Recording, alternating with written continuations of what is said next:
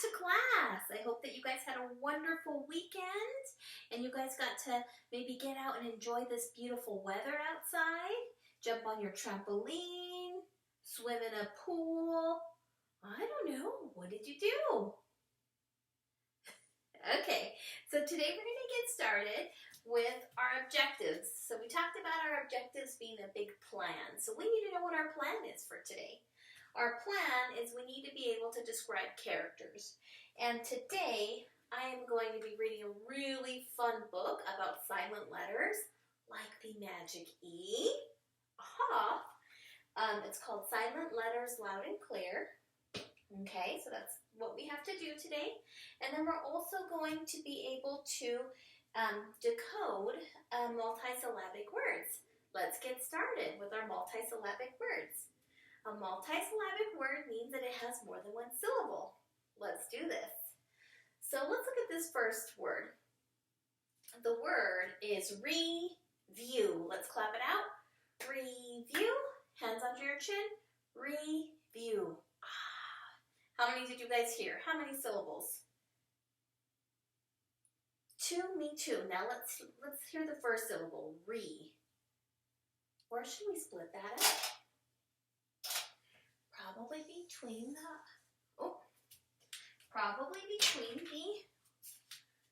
the R and the E. Re. Now there isn't any other consonant blocking in that vowel, so that says re. Now the next part, this is kind of a little bit different. This is a rule breaker, and it's view. Now the EW makes something really interesting. It makes it sound ew. And you know, it's kind of interesting. So it's the-I-U, review. Okay, so let's try it. Review, review. Okay.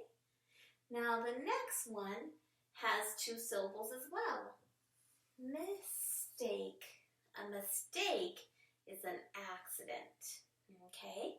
So maybe one of the mistakes that you had was dropping a whole bunch of milk all over the floor. That could be a mistake, right? Or maybe you wrote the wrong date. That can also be a mistake. So let's think mistake. How many syllables do we have? Mistake. 2. Now where would I break it up? You guys are awesome. Okay, now let's look at that first part.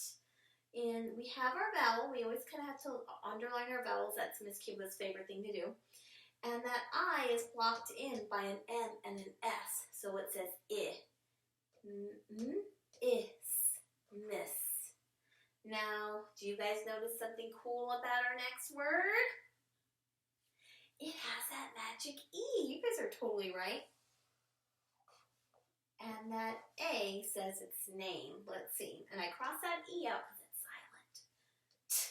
Ache, take. Mistake. Mistake. Okay? Now, this next one has more than, not 1 syllable, not 2 syllables. Listen for it. Die, no, sore. How many syllables do you think that has?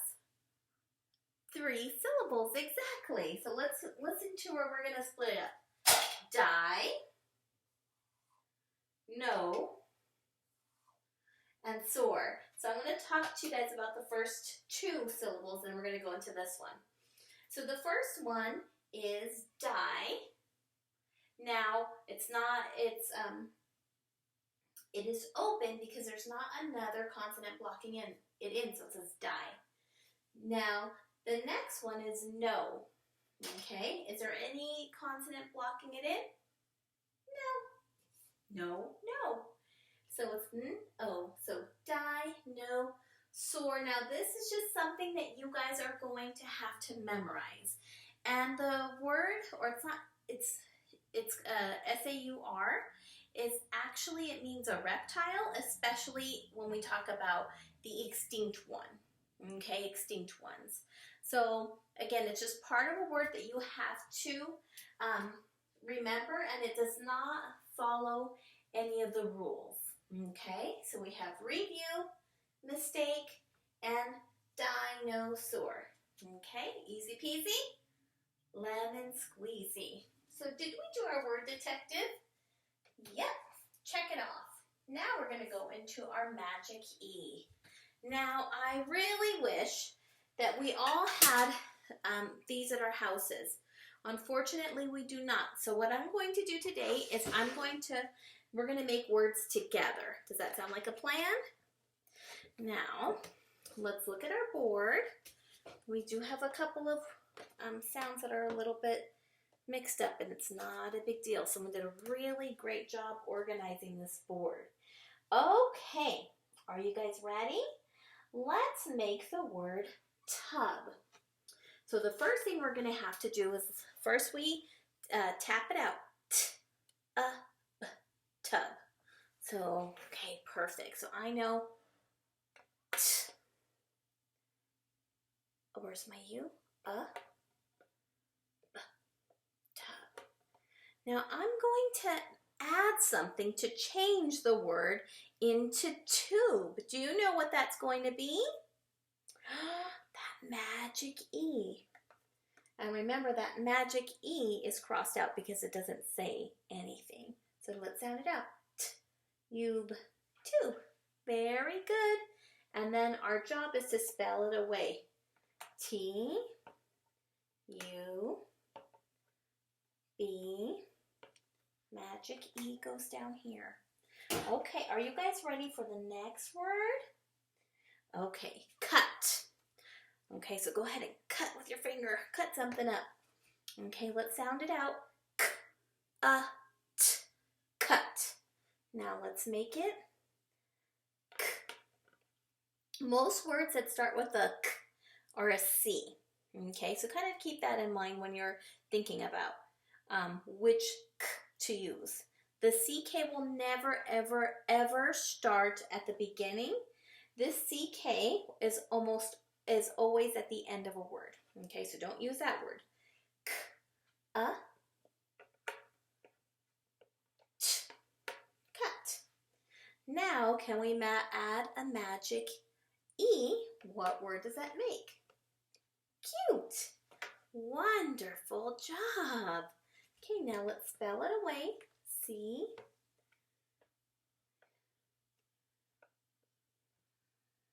U, T, magic E.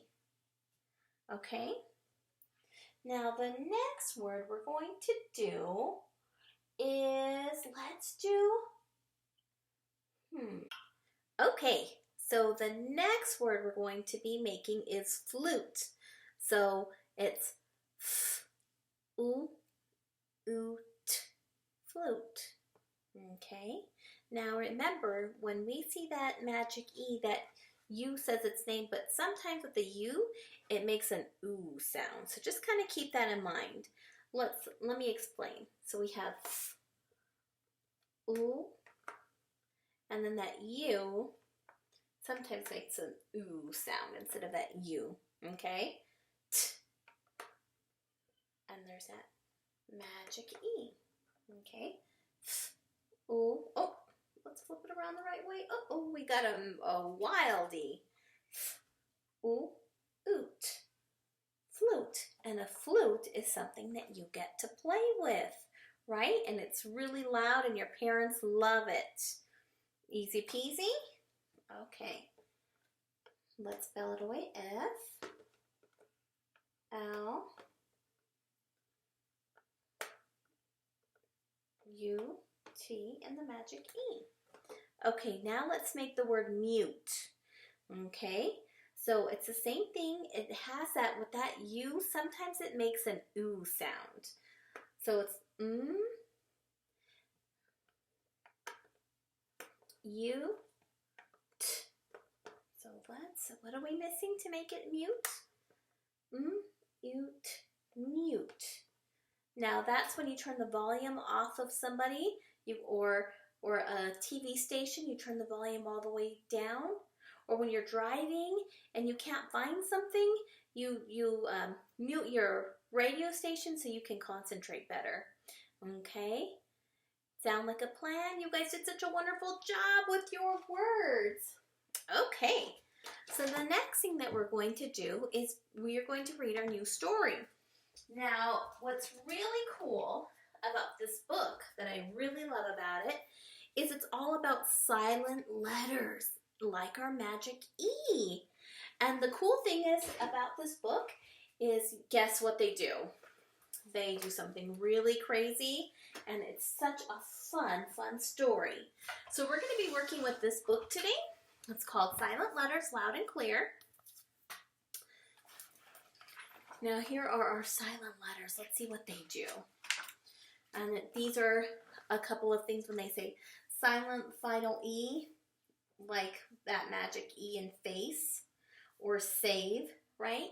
It makes that A. Also picture, so hide, home. Oh, there's all of those magic E's that we're seeing, which is so cool. Now, sometimes the K is also silent, like in the word knee. You don't call it your knee, do you? Or the W can be silent, like in the word wrong, or wrist, or Mr. Right. Or also the B is silent. And sometimes the P is silent. So let's read on and see what this is. Every day in Mr. Wright's classroom, without fuss or bother, the silent letters waited to take their positions on their spelling words. They never called out me. When it was their turn, they crept into their places without a sound. Let's see if we can find some of those silent words, like that W is silent, right? And then that magic E in take. Oh my goodness. And then that H, when we're saying WH, we don't sound that out. Let's see what it says. We're not shy. We're just tight-lipped. Like sight. So it's I, and then the GH is silent. Sight. We laugh a lot when we're together, but we know when to be silent too. Like in daughter, that GH is silent. And then that B is silent, like in the word thumb. It says, oh, climb on here. So it's silent. Knee, knuckled. Just do my job. W, wrinkle. I'll wiggle in here. Often silent E was chosen last. Fine with me, I like being last. And then I long for you. Look at that. Now, one day, Mr. Wright checked his wristwatch. Remember, that wraps up our spelling lessons, he said. Remember, a mistake or two doesn't mean you're a bad speller. It means you've almost spelt the word right. Now, let's give a cheer for our silent letters. And then it says, the silent letters waited, but no cheer came. The silent knee, the silence was deafening. Until the kids started complaining, Mr. Wright, why do we have to use silent letters in spelling at all? We can't hear them. Silent letters are a pain. Silent letters make spelling too hard. Silent letters are dumb. Uh-oh. If that's how you feel, said Mr. Wright, you should send an email to the newspaper. Make your opinions known. Neat idea, said the kids. Kate sat down at her computer. The other kids helped her decide what to write. It says, Dear editor, Mr. Wright said good spellers are not made but born. But we don't like silent letters. We can't hear them, so who needs them? Why use them? Silent letters should be banned. We hope you print this. We hope people will read it again and agree that we are quite right. Hopefully yours, Mr. Wright's class. P.S. Kate wrote this. Now, if you look closely, you will see all of the silent letters. And this is kind of an important part.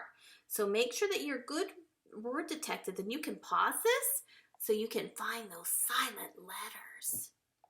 Oh my goodness.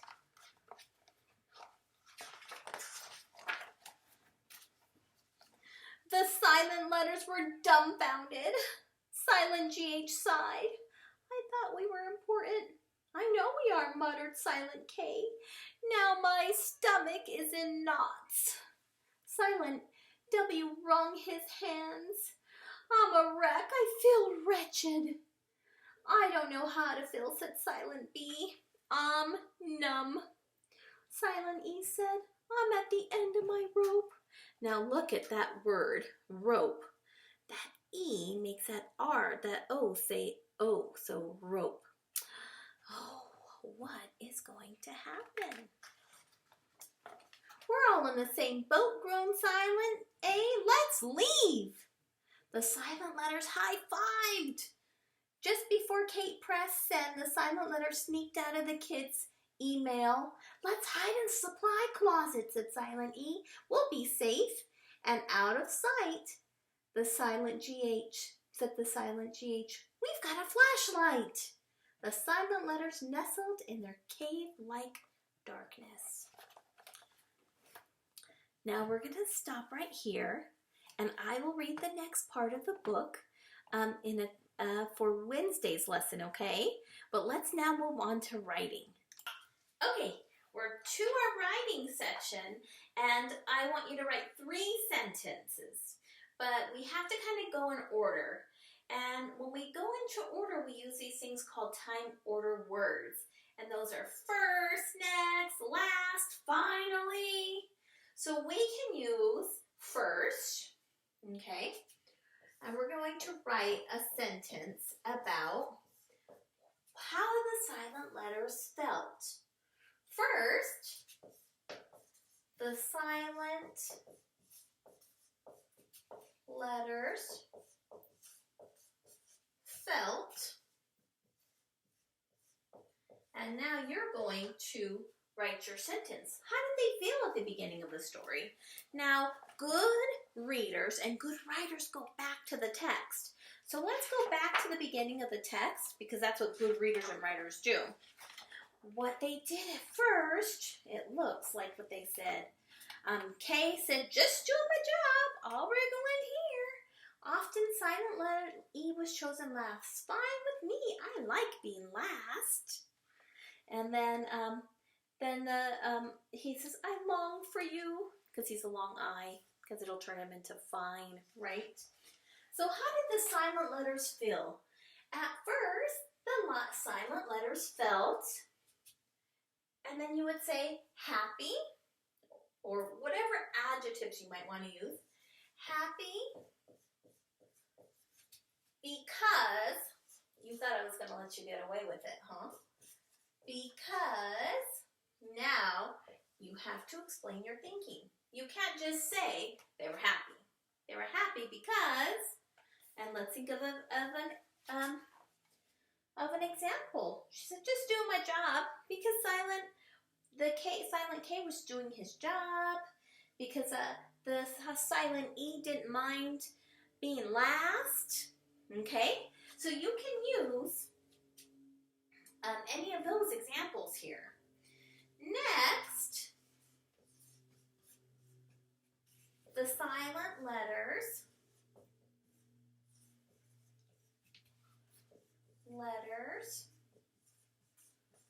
felt what? So now that we're in the middle of the book, the students complained about them. They're, why do we use silent letters? Now it says next, the silent letters felt what? Now you have to explain your thinking. Because blank. Okay? So maybe they felt sad. Now we can go back to the middle of the book, because they wrote that mean email, take the silent letters away. And then the silent letters were dumbfounded. I thought we were important. I know we are. Now my stomach is in knots.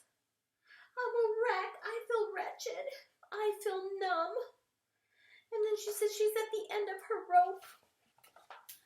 And now you're going to say next, the silent letters felt blank because blank. So you can say they felt sad because the students wrote an email. That could be a reason that they were sad. Or you can say the silent letter E felt sad because why? because the students didn't want her in their words. That would make me sad too. So that's what we're going to do for writing. Okay, now the last part is a prediction.